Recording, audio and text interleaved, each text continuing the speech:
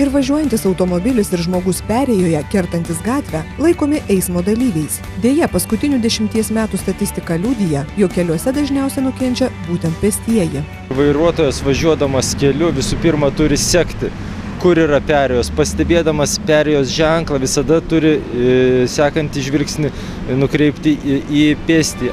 Nereguliuojamoje pėsčiųjų perėjoje vairuotojas privalo praleisti į bet kurią jo važiavimo krypties eismo juostą įžengusi eismo dalyvį, o keliuose su viena eismo juosta kiekviena kryptimi į bet kurią eismo juostą perėjoje įėjusi pėstįjį. Bet kita taisyklė, kuri yra numatyta kelių eismo taisyklėse, būtent pėstieji prieš įžengdami į pėsčiųjų perėją turi įsitikinti, ar jam yra saugu. Tai reiškia, kad pėstysis prieš įžengdamas į perėją privalo įvertinti atstumą iki artėjančių transporto priemonių, jų greitį ir įsitikinti, kad jis gali saugiai eiti per perėją. Tad artėdami prie perėjos ar žengdami į ją, pagalvokime, ar tu saugus kelyje.